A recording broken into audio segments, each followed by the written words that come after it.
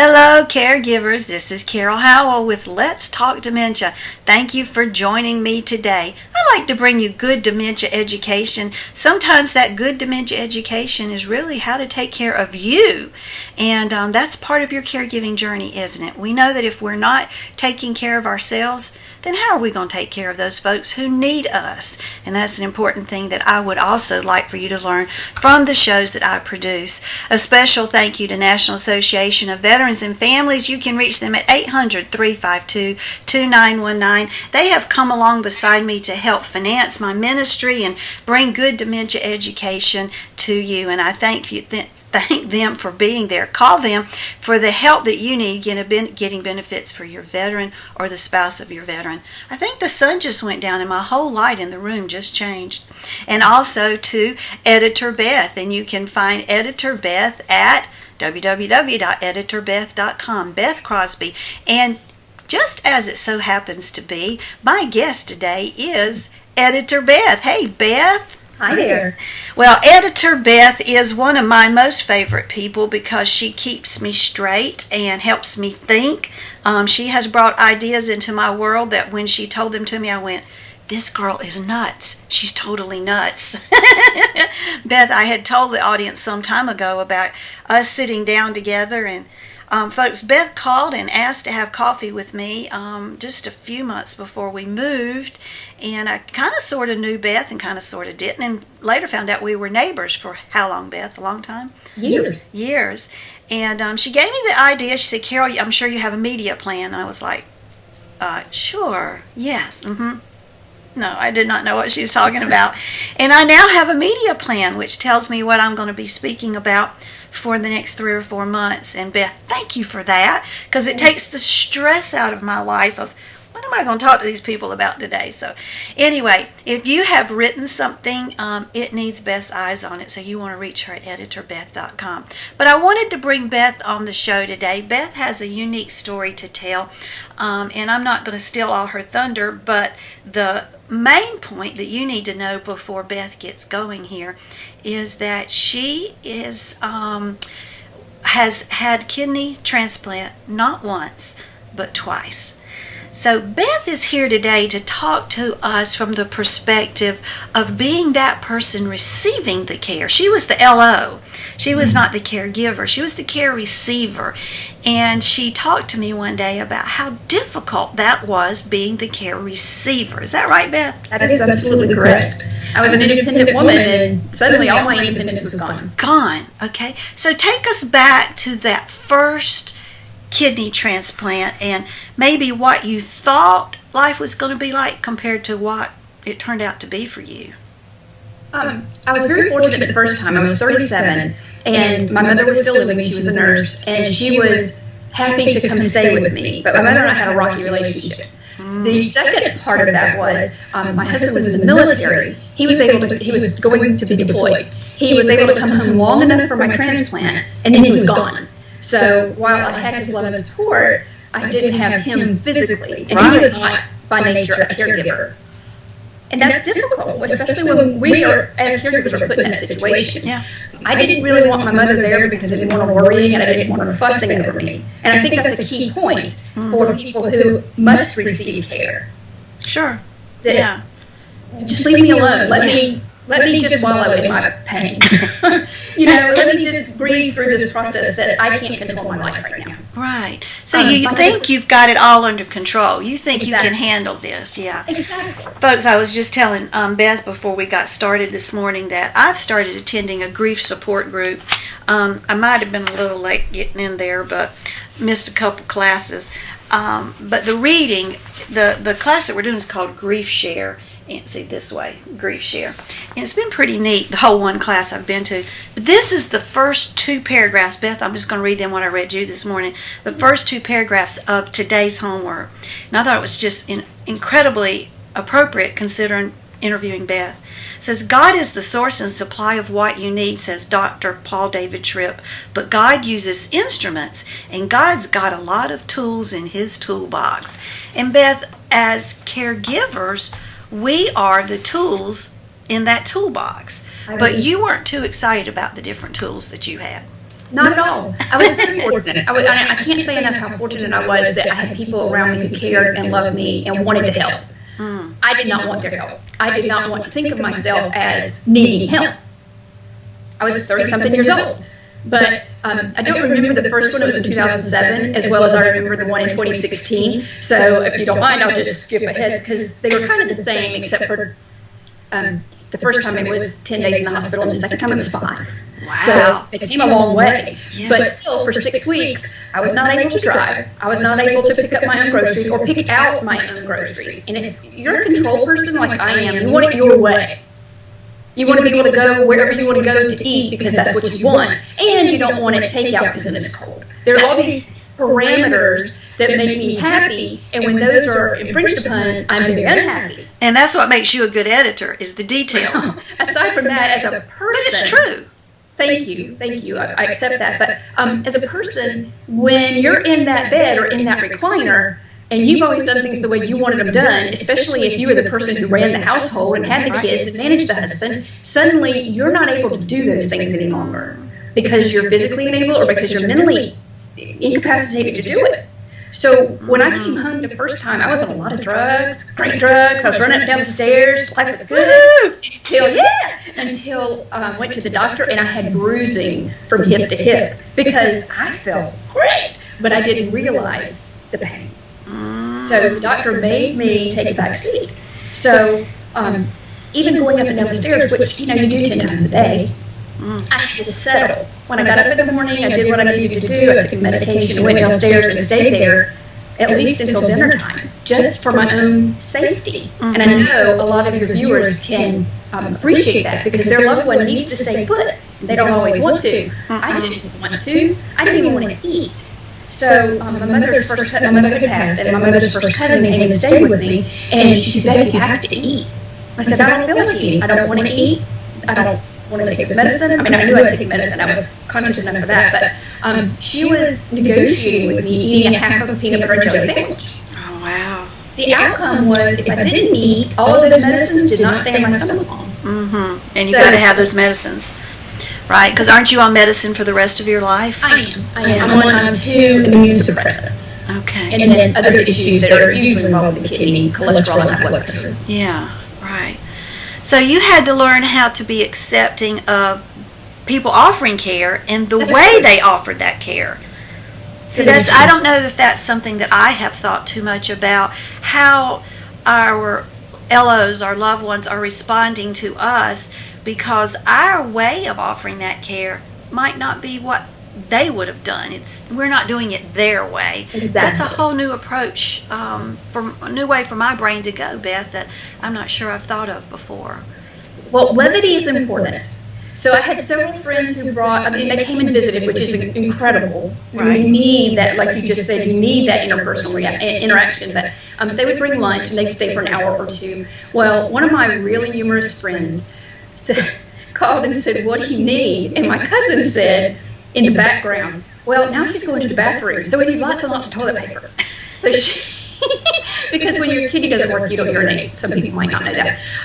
She brought me the biggest package of toilet paper she could find in a gift bag. She's like, "Oh, wow. I know it's something you could use." So if you can bring levity to the situation, absolutely huge. And so every time I pick up a roll of toilet paper, even now, I'm like, that joy. She gets it. That's funny. So levity is important. In that situation, did it feel good to have people call you and go, "What can I do for you specifically? Tell me something I can do for you"? It did, but at the same time, I was a little angry. So I didn't want them to have to bring me things. Okay. It made me mad that I had to tell Diane or had to ask. She was like very accommodating. I mean, she did anything that I wanted, and she was happy to. But I couldn't unmake my bed. I mean, I couldn't strip my bed. So she stripped the bed and go under because I couldn't lift more than 10 pounds. And an important thing in that is lifting is not necessarily going from your ankles to your waist. Lifting is pushing a door open. It's more than 10 pounds. So if you have a loved one who is physically suffering or had some sort of surgery, those are the kind of things to keep in mind that thankfully my mother taught me. But I didn't want people saying, "What do you want to eat?" I don't know what I want to eat, and I don't want you to have to bring it to me. I appreciate it, and I want to see you, but I don't want to depend on you. Mm-hmm. I'll be good. I've got 6 weeks of this. I can't drive for 6 weeks. And then we'll do anything you wanted to do.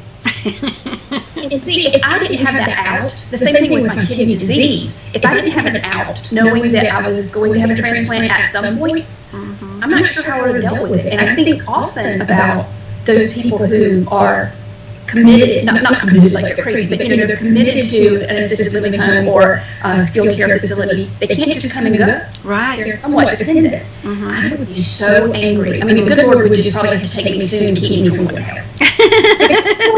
I know my tendencies. Yeah. And those people who are trying to take care of you do not deserve the way you treat them. But back to what you said prior, it's their mindset, and we don't always connect on the same plane. You address that frequently in your speaking. Right.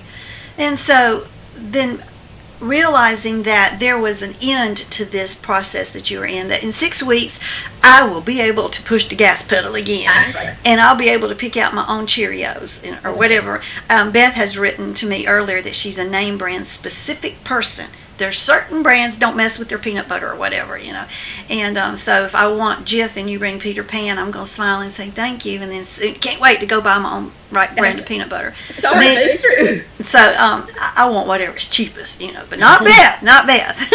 So knowing that time is coming, that in itself brings some calm to your world, some hope for the future. So, and like you said, imagine being our folks with dementia who do not have that. Even in the advanced forms of dementia, our folks know enough, they're cognitive enough that they don't think things are going to get better. That's not, I do not believe those are thoughts that come through their mind. Their mind is so busy just trying to figure out the moment that they're not thinking this is going to get better. And then earlier in the disease, they wish that it was going to get better, but they realize it's not. And I know this with my mom. She knew she was not going to get better. And that, Beth, that does make us stop and think of what that feels like. And to be the LO that doesn't have that hope that you did have, even though you went through it 2 times, my goodness. So it's an interesting experience for sure. What's the one tip that you would want to give a caregiver in regards to their relationship to that LO that would make it better for the caregiver, first of all? Well, I have full cognitive ability, so that I can't address that. Aside from that, take care of yourself and just say, I'm going to go downstairs for 30 minutes and take a nap. Do whatever you want to do, but I'm going to go downstairs and take a nap. If you need me, you just yell.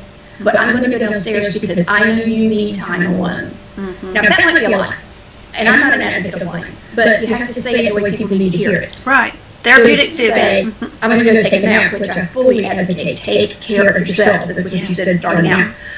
But understand that hovering is not good, and that's why I didn't want my mother there after my first transplant. I wanted time and space to deal with all of this on my own. And you have to assess whether your loved one is somebody who needs people around them all the time or needs time to work through that whole grieving process. Right. Because they're grieving, they're also independent. Yes. So take care of yourself and be aware that they don't necessarily need you all the time. They don't need your presence all the time. And I think depending on where they are in the journey, the amount of your presence they need would vary for sure. But I think that as long as your loved one is safe, that they do need some time just to be themselves without somebody watching them or moving them or touching them or telling them to do this or telling, just leave me the you-know-what alone. HE double hockey sticks. You know what that spells, right? Well, leave me alone. In the hospital. Just individually, if you've been in the hospital because you had the flu or whatever reason, you don't want people in your room all the time. No. It's exhausting. Yeah, it was something I've never understand. You don't go see your friend for weeks and weeks on end. They go to the hospital where they feel like crap. They've got on no makeup, their hair sticking everywhere, and they've got on this most gorgeous gown, right, that has such dignity. And that's when everybody loads up to go see them. Don't come see me then. Wait till I get home, put some makeup on, please. Well, it's like don't bring flowers to my grave. Bring flowers to me when I can enjoy them. Amen, sister. Amen. Yeah. There's pretty flowers back there. And So, what would you say to Beth, the care receiver, right. In hindsight, that you wish the Beth that received the care had have known, had have thought of? I actually wrote a column on it. I used to have a blog for dialysis patients, and it was just to be grateful. They're doing the best they can. They're taking time out of their lives. Diane, thankfully, she's retirement age. She gave up her life for 3 weeks. She came and stayed with me. She lives in another state for 3 full weeks and took me where I wanted to go and did what I wanted to do and could not have been any more kind or selfless. So if you're able to do it, just be grateful. Be grateful. And tell those people occasionally, I know I'm difficult, but I appreciate you putting up with me. So glad that God used you as an instrument. Mm-hmm. Yeah. And, I hope I'm not too much of a burden because you feel like a burden. There's no getting away from it. Yeah. Bless your heart. It's good words, though. Being grateful in what situation is that not a good thing? It's just that in and of itself is a healing, soothing balm for the soul. Being grateful. Beth, you've had some good. Say it again. You talk about that, and I talk about that a lot. Yeah, I've got a whole new couple sessions that are going to come up in the future. I forget what date they're on my media plan, but about how being grateful, they are showing how it actually rewires the brain. Is that crazy? Being grateful. Hope for that person. If they're cognitive enough to be grateful, what if they could have hope that this won't get worse for a period of time? That's amazing, isn't it? That is truly amazing. Beth, thank you for joining us today. And Beth will probably be back in the future. We're going to find more things that we need to talk about. The more I learn about Beth, the more I think we need to share this. Her story is very interesting. Just her thoughts about life have been inspiring to me. And I said to her, I don't know why the Lord brought us together 2 months before I moved all the way to Florida, and there we were living so close together. But God's timing is perfect, and we are seeing how He is working. I am seeing how He is blessing me through Beth, and so I thank you, Beth. And if you guys are looking for an editor, as I've been telling you for a while, Beth Crosby at editorbeth.com. Thank you, Beth. Oh, it's Beth at Editor Beth. Beth at have I been saying it wrong? Wait a minute, let me look. I tune out when you start talking about me. I listen to your very smart words, and then I tune out when you talk about me. Oh my gosh, I could have been saying it wrong all this time. We don't know. Beth, have a good day. Thank you, you too. So thank you, folks, for joining me here today on Let's Talk Dementia. I am glad that Beth joined us, and I'm really glad she's on this side of her journey and doing so well, and she is on the good side of life with her health, and we're thankful for that and for the folks that help take care of her, as I know you are grateful and thankful for those folks who take care of you when you're sick, and that you're able to take care of your LOs in your world, and I'm glad you're there for them too. We all need somebody who loves us and who is willing to take that step forward and take care of us, and you're doing a good job of that. Thank you to National Association of Veterans and Families, 800-352-2919. When you call them, tell them Carol sent you and that you want information about aid and attendance or benefits for your veteran or the spouse of the veteran. Well, I thank the good Lord above for all of His goodness in my life, and I know you're thankful for all He does for you. At least I hope you are. And I want to remind you that this show is done in memory of my sweet mama. There's my mama sitting on the sofa that I thought that was just the cutest, the neatest sofa. And I told her one time, Mama, when you go to heaven, I want that sofa. And so she went to heaven, and well, no, this was before she went to heaven. She moved to skilled nursing, couldn't have the sofa, and so she said, you can have the sofa. I got to tell you people, that was the most uncomfortable sofa on the planet. But it was pretty, wasn't it? My sweet mama's sitting there. Her pillow beside her says, "Lead me not into temptation. I can find my own way." And that was my mama. Check us out at letstalkdementia.org. And if you have any questions, just write me, Carol, at letstalkdementia.org. I will write you back. And if you include your email or your phone number, I'll even call you. I hope you have a great day. Blessings and smiles on your day. Now go give your LO a hug and tell him Carol said hello. Bye-bye.